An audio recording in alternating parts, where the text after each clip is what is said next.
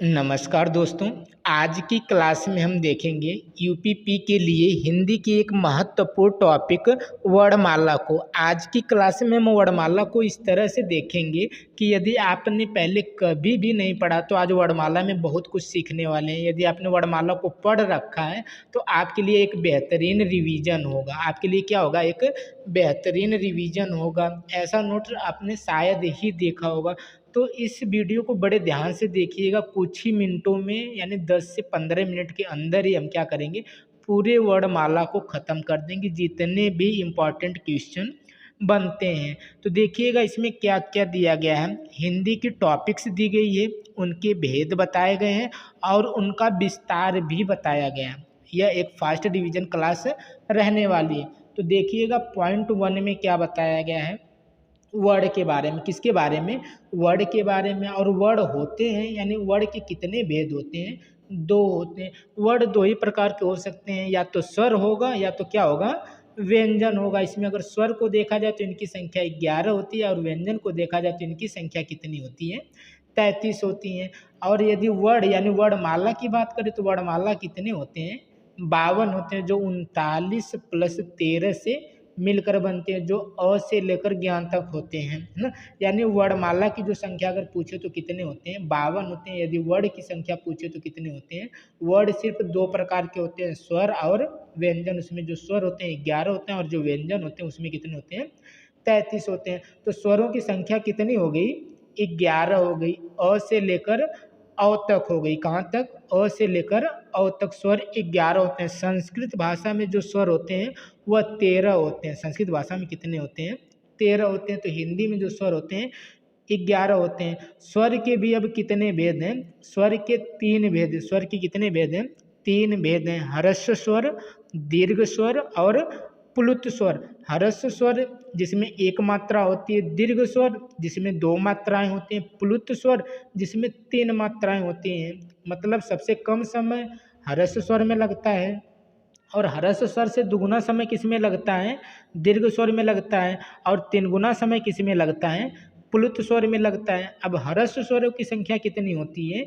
4 होती है, जिन्हें एक मात्रिक स्वर भी कहा जाता है, मूल स्वर भी कहा जाता है, जड़ स्वर भी कहा जाता है और प्रारंभिक स्वर भी कहा जाता है। तो इनकी संख्या कितनी होती है? 4 होती है। अ, ई, उ और री, यानी इनकी संख्या कितनी हो गई? 4। वहीं पर जो दीर्घ स्वर होते हैं इनकी जो संख्या होती है कितनी होती है? 7 होती है। आ, बड़ी ई, बड़ा ऊ, ए, ऐ, ओ और औ होते हैं। ये क्या होते हैं? दीर्घ स्वर कहलाते हैं। इसमें के जो पीछे के जो लास्ट होते हैं ए, ऐ, ओ, औ, इन्हीं को संयुक्त स्वर कहा जाता है। देखिएगा यहाँ पे लिखा भी है। संयुक्त स्वर कितने होते हैं?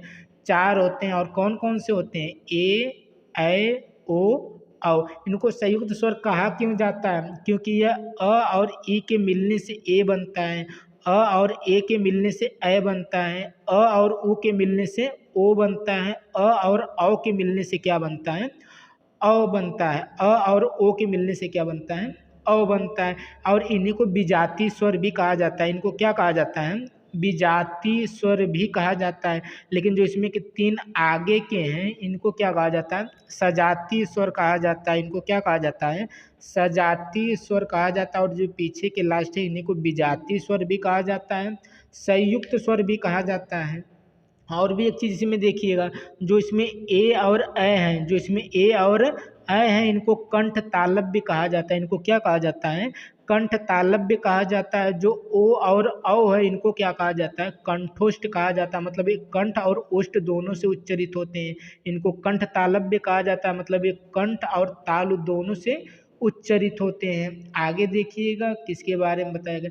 इसमें बताया गया कि जीभ के आधार पे जो स्वर होते हैं उनको कई भागों में बांटा गया है? 3 भागों में बांटा गया है।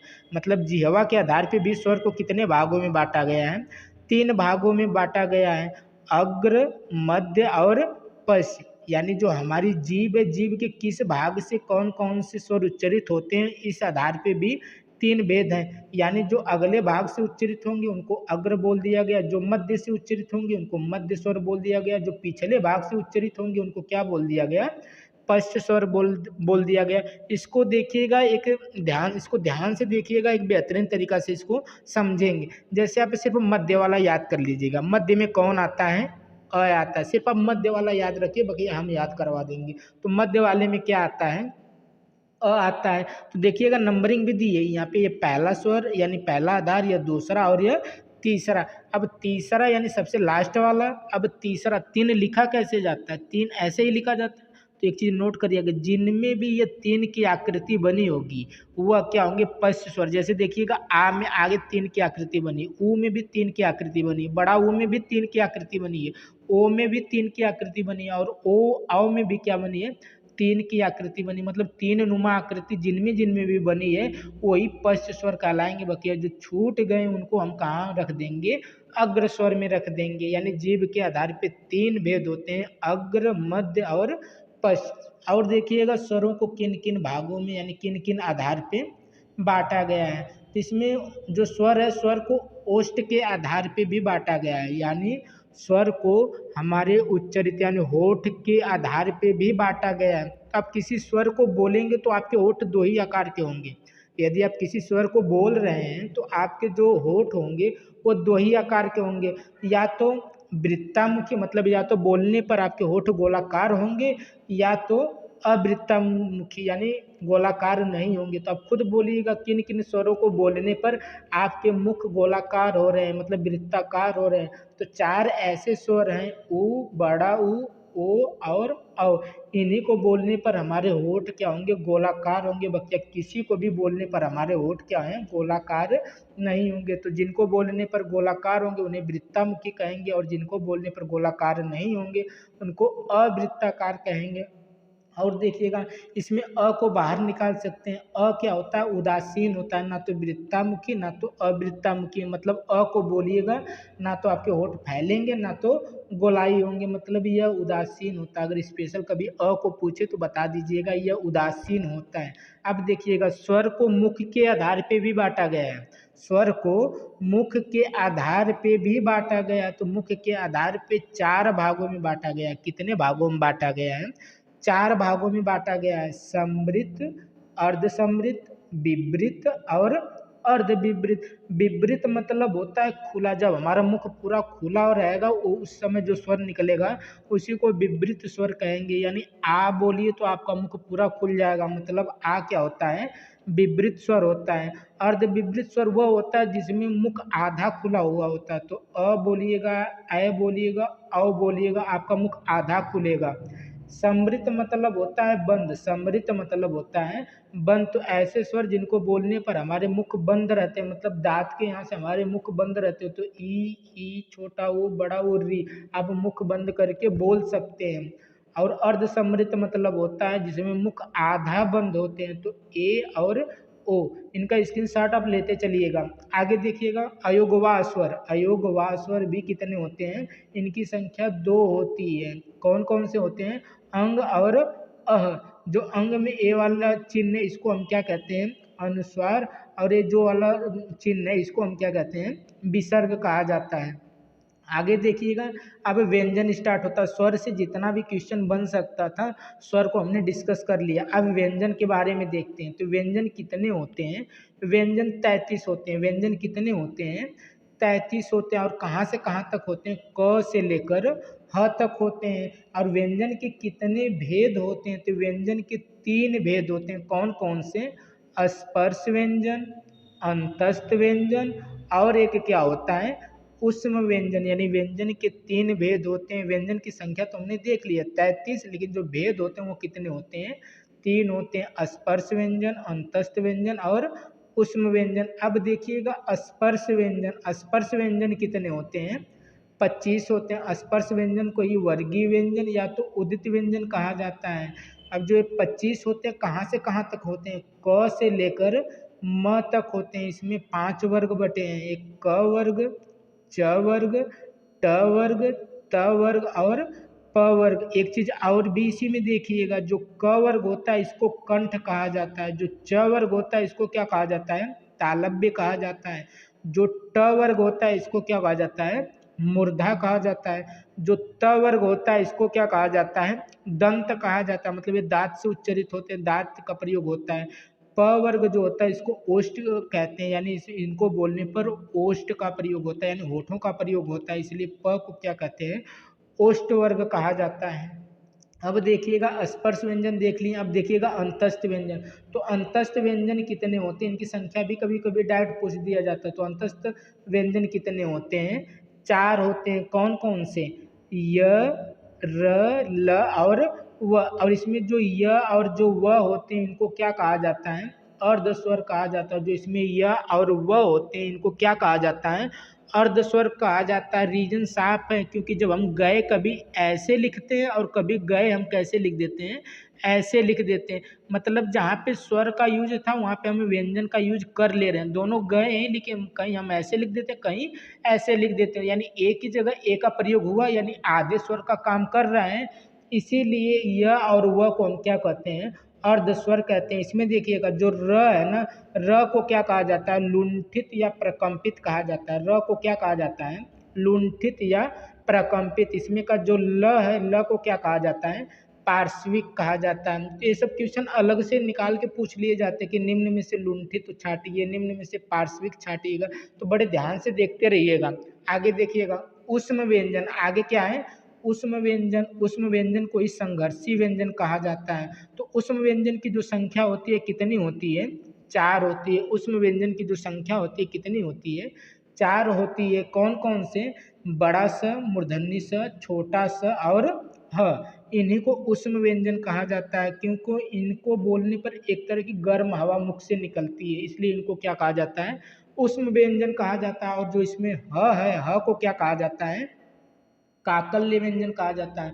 ह को क्या कहा जाता है, काकल्य व्यंजन कहा जाता है। आगे देखिएगा संयुक्त व्यंजन। संयुक्त व्यंजनों की संख्या कितनी होती है, 4 होती है। संयुक्त व्यंजन कौन कौन से होते हैं, छ, त्र, ज्ञान और स्र। अब पूछा जाता है जो छ किससे मिलकर बना है, क और स से, आधा क और स से। त्र किससे मिलकर बना है, आधा त और पूरा र से। जो ज्ञान है यह आधा ज और यहाँ से मिलकर बना है। जो स्र है यह बड़ा वाला आधा स और र, यानी इनके योग से बना है, इसीलिए इनको क्या कहा जाता है, संयुक्त व्यंजन कहा जाता है। दो ठो द्विगुण व्यंजन या उच्छिप्त व्यंजन इन्हीं को कहा जाता है। दो ठो क्या होते हैं, द्विगुण व्यंजन होते हैं, ड और ढ। इनको बहुत ज़्यादा पूछा जाता है। जो बिंदी वाले ड और ढ होते हैं उन्हीं को द्विगुण या उच्छिप्त व्यंजन कहा जाता है। इस चीज़ को ध्यान रखिएगा। आगे देखिएगा क्या चीज़ें हैं, तो इसमें अघोष और सघोष के बारे में बताया गया है। इसमें क्या बताया गया है, अघोष और सघोष के बारे में बताया गया है। तो अघोष और सघोष को समझिएगा। अघोष और सघोष से भी एक क्वेश्चन पूछा जाता है। तो एक चीज लिखिएगा, क वर्ग का पूरा लिखिएगा, क, ख, ग, घ और क्या लिख देंगे, अंगा लिख देंगे। अब देखिएगा जो आगे के 2 वर्ड होते हैं इन्हीं को क्या कहा जाता है, अघोष कहा जाता है। जो आगे के 2 वर्ड होते हैं इन्हीं को क्या कहा जाता है, अघोष कहा जाता है। और जो पीछे के 3 वर्ड होते हैं इनको क्या कहा जाता है, सघोष कहा जाता है। इनको क्या कहा जाता है, सघोष कहा जाता है।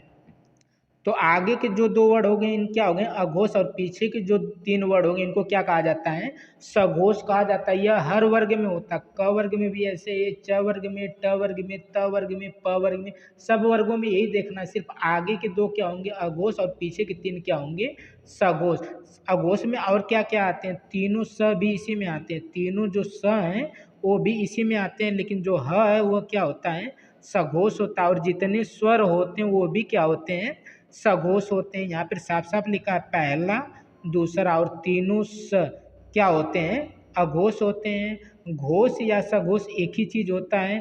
तो यह कौन कौन से होते हैं देखिएगा, तीसरा, चौथा और पांचवा, यानी लास्ट के 3 और अंतस्थ, स्वर और ह, इनको क्या कहा जाता है, सघोष कहा जाता है। आगे देखिएगा अल्प प्राण और महाप्राण। अल्प प्राण और क्या, महाप्राण। तो वही चीज देखिएगा। तो जो चीज लिखिएगा, जैसे क लिखिएगा, ख लिखिएगा, ग लिखिएगा, घ लिखिएगा और क्या लिखिएगा, अंगा लिखिएगा। इस बार जो अल्प प्राण और महाप्राण क्या होता है, प्राण मतलब होता है वायु, अल्प मतलब कम। प्राण मतलब वायु, महा मतलब ज़्यादा। तो यानी जिसमें कम वायु जिसको बोलने पर निकलेगी उसको अल्प प्राण कहेंगे, जिसको बोलने पर ज़्यादा वायु निकलेगी उसको हम क्या कहेंगे, महाप्राण कहेंगे। तो बोलिए क बोलने पर देखिएगा कम वायु लग रही है, लेकिन ख बोलने पर ज़्यादा वायु लग रही है, यानी ख क्या है, महाप्राण है। ग बोलने पर कम वायु लग रही है, लेकिन घ बोलने पर ज़्यादा वायु का प्रयोग हो रहा है, मतलब घ महाप्राण है। अंगा, अंगा भी कम आवाज़ यानी कम वायु में बोला जा रहा है। तो मतलब जो दूसरे और चौथे होते हैं, जो दूसरे और जो चौथे होते हैं और जो उष्म होते हैं वही क्या कहलाते हैं, महाप्राण कहलाते हैं। बकिया पहला, तीसरा और पांचवा, पहला, तीसरा और पांचवा, और जितने अंतस्थ होते हैं वो क्या होते हैं, अल्प प्राण होते हैं। तो आप अल्प प्राण और महाप्राण भी समझ गए, सघोष अघोष भी आप क्या हुए, समझ गए। तो हमने इस छोटी सी वीडियो में हमने वर्णमाला को क्या किया, पूरा कन्फर्म किया। जिनको आ रहा था उनका रिवीजन हुआ, जो कुछ नहीं जानते थे वो कुछ न कुछ जरूर सीखे होंगे। तो ये आज की एक छोटी सी वीडियो थी, आशा करेंगे कि आपको पसंद आई होगी और समझ में भी आया होगा। अगर एक वीडियो आपको अच्छी लगी हो और कुछ समझ में आया हो, कुछ सीखने को मिला हो, तो वीडियो को लाइक शेयर एंड चैनल को सब्सक्राइब कर लीजिएगा। मिलते हैं अगले वीडियो में।